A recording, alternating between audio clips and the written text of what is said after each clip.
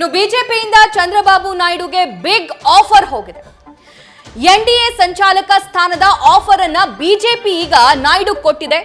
NDA ನಲ್ಲೇ ನಾಯ್ಡುವನ್ನ ಉಳಿಸಿಕೊಳ್ಳುವಂತಹ circus ಈಗಾಗಲೇ ಜೋರಾಗಿದೆ. ಸದ್ಯ ಎನ್ಡಿಎ ಸಂಚಾಲಕರಾಗಿರುವಂತಹ ಪ್ರಧಾನಿ ಮೋದಿ ಆದ್ರೆ ಆ ಸ್ಥಾನವನ್ನ ನಾಯ್ಡು ಅವರಿಗೆ ಬಿಟ್ಕೊಡ್ತೀನಿ ಅಂತ ಹೇಳಿ ಬಿಜೆಪಿಯಿಂದ ಬಿಗ್ ಆಫರ್ ಹೋಗ್ತಾ ಇದೆ. ಕಾರಣ ಏನು ಅಂತಂದ್ರೆ ಕೆಸಿ ವೇಣುಗೋಪಾಲ್ ಅವರು ನಾಯ್ಡು ಅವರನ್ನು ಕೂಡ ಸಂಪರ್ಕ ಮಾಡಿದ್ದಾರೆ ಅನ್ನುವಂತ ಮಾತು. ಆದ್ರೆ ನಾಯ್ಡು ಅವರು ನಾನು ಕಾಂಗ್ರೆಸ್ನವ್ರ ಜೊತೆ ಅಥವಾ ಇಂಡಿಯಾ ಮೈತ್ರಿಕೂಟದವ್ರ ಜೊತೆ ಮಾತನಾಡಿಲ್ಲ ಅನ್ನೋದನ್ನ ಸ್ಪಷ್ಟಪಡಿಸಿದ್ದಾರಂತೆ. ಆದ್ರೂ ಕೂಡ ಇನ್ಫೀರಿಯಾರಿಟಿ ಅನ್ನೋದು, ಭಯ ಅನ್ನೋದು ಇದ್ದೇ ಇರುತ್ತೆ.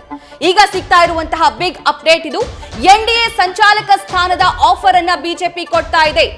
ಎನ್ಡಿಎ ಒಕ್ಕೂಟದಲ್ಲೇ ನಾಯ್ಡು ಅವರನ್ನ ಉಳಿಸಿಕೊಳ್ಳುವಂತಹ ಸರ್ಕಸ್. ಸದ್ಯಕ್ಕೆ ಎನ್ಡಿಎ ಸಂಚಾಲಕರಾಗಿ ಪ್ರಧಾನಿ ನರೇಂದ್ರ ಮೋದಿ ಅವರು ಆ ಹುದ್ದೆಯಲ್ಲಿದ್ದಾರೆ, ಕರ್ತವ್ಯವನ್ನ ನಿರ್ವಹಿಸ್ತಾ ಇದ್ದಾರೆ. ಆದ್ರೆ ದಯವಿಟ್ಟು ಎನ್ಡಿಎ ನಲ್ಲೇ ಇರಿ, ಎನ್ಡಿಎ ಬಿಟ್ಟು ಬೇರೆ ಕಡೆ ಹೋಗುವಂತಹ ಮನಸ್ಸು ಮಾಡಕೂಡದು ಅನ್ನುವಂತಹ ಮಾತನ್ನ ಬಿಜೆಪಿ ನಾಯ್ಡು ಅವರಿಗೆ ಹೇಳ್ತಾ ಇದೆಯಂತೆ. ದೃಶ್ಯದಲ್ಲಿ ಗಮನಿಸ್ತಾ ಇದ್ದೀರಾ, ಬೇರೆ ಬೇರೆ ಭಾಗದಲ್ಲೂ ಕೂಡ ಸಾಕಷ್ಟು ಸೆಲೆಬ್ರೇಷನ್ಸ್ಗಳು ಜೋರಾಗಿದೆ. ಎಕ್ಸ್ಪೆಕ್ಟ್ ಮಾಡಿದ್ದಕ್ಕಿಂತ ಜಾಸ್ತಿ ಅಂದ್ರೆ ಸರ್ವೆಗಳಾಗಿರಬಹುದು ಅಥವಾ ಮಾಧ್ಯಮದ ಮುಂದೆ ಆಗಿರಬಹುದು, ಕಾನ್ಫಿಡೆನ್ಸ್ ನ ತೋರಿಸೋದು ಸಹಜ.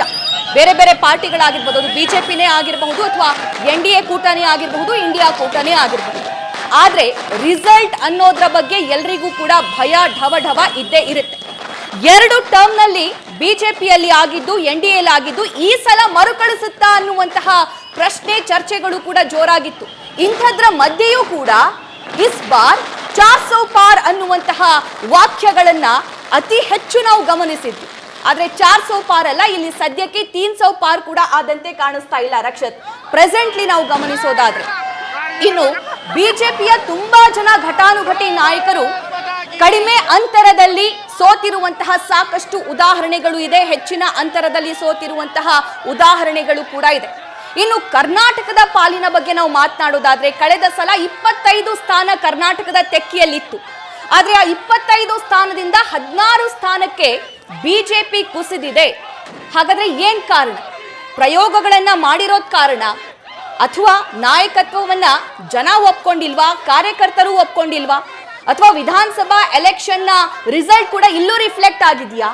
ಕಾಂಗ್ರೆಸ್ನವರ ಗ್ಯಾರಂಟಿಗಳು, ಇಂಡಿಯಾನ ಗ್ಯಾರಂಟಿಗಳು ಅಂದ್ರೆ ರಾಜ್ಯದಲ್ಲಿ ಗ್ಯಾರಂಟಿಗಳನ್ನ ಕೊಡ್ತಿದ್ದಾರೆ, ಕೇಂದ್ರದಲ್ಲೂ ಕೂಡ ಗ್ಯಾರಂಟಿ ಬಂದ್ರೆ ಒಳ್ಳೇದಾಗುತ್ತೆ ಅನ್ನುವಂತಹ ನಿರೀಕ್ಷೆ ಇದೆಯಾ ಅನ್ನೋ ಪ್ರಶ್ನೆ ಕೂಡ ಹುಟ್ಟು ಹಾಕುತ್ತೆ. ತುಂಬಾ ಜನ ಮಹಿಳೆಯರು ಕಾಂಗ್ರೆಸ್ನ ಕೈ ಹಿಡಿದಿದ್ದಾರೆ ಅಂತ ಸದ್ಯಕ್ಕೆ ಹೇಳಲಾಗ್ತಾ ಇದೆ ರಾಜ್ಯದಲ್ಲಿ ಆದಂತಹ ಪರಿಸ್ಥಿತಿಯಂತೆ.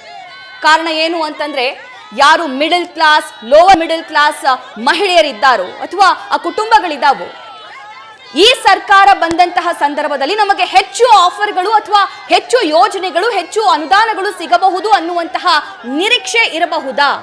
ಈ ಕಂಪ್ಲೀಟ್ ಆಗಿರುವಂತಹ ರಿಸಲ್ಟ್ ಬಂದ ನಂತರ ಇದರ ಬಗ್ಗೆ ಒಂದು ಸ್ಪಷ್ಟನೆ ಸಿಗ್ತಾ ಹೋಗುತ್ತೆ.